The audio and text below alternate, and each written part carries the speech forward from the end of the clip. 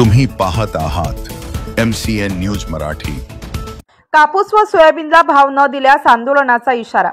हिंगणघाट तालुक्यातील टेंभा गावात दिवाळीच्या अगोदरच्या दिवशी अर्थात 20 ऑक्टोबर रोजी राज्यमंत्री बच्चू कडू यांची जाहीर सभा संपन्न झाली। यावेळी अपंग शेतमजूर, शेतकरी, पांदन रस्ते, ग्रामीण भागातील विकास यावर राज्यमंत्री बच्चू कडू यांनी राज्य सरकारवर जोरदार टीका केली। यावेळी त्यांनी कापूस आणि सोयाबीन पिकाला शासनाने हमीभाव न दिल्यास रस्त्यावर उतरून आंदोलनाचा इशारा राज्य शासनाला दिला। या सभेला कार्याध्यक्ष बल्लू जावंजळ, रुग्णमित्र गजू कुबडे, वर्धा जिल्हा प्रमुख सूरज कुबडे, शाखा प्रमुख अंकुश वाघमारे, शाखा उपाध्यक्ष वृषभ तडस, गणेश वाघमारे यांच्यासह शेतकरी व प्रहारचे पदाधिकारी प्रामुख्याने उपस्थित होते।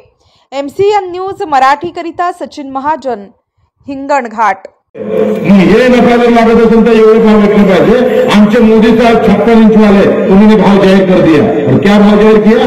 8,110 रुपए कापसाला, सोयाबीन ने 5,328 रुपये। आता 11,000ची होती तर 8,000 जाहीर केले तर 20% घाट्याने भाव जाहीर केले, 20% कमी भाव जाहीर केले केंद्र सरकारने।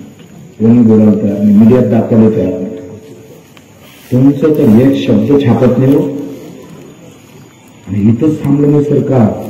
आज 8,000 म्हणजे 3,000 भाव कमी केले। आता मार्केटमध्ये कापसाचे भाव किती कमी आहे? 6,000 रुपये, बरोबर आहे? 6,000 रुपये घेऊन का नाही मला माहित नाही, कारण मोदी साहेबांना अमेरिकेतला कापूस बोलावला। कुठून बोलावला? अमेरिकेतून। ट्रम्प साहेबांचा फोन आला, मोदी साहेबांना घबरावंच लागते। ते जर मोदी साहेबांना ट्रम्प साहेबांचं ऐकलं नाही, गेम लागला मोदी साहेबांचा।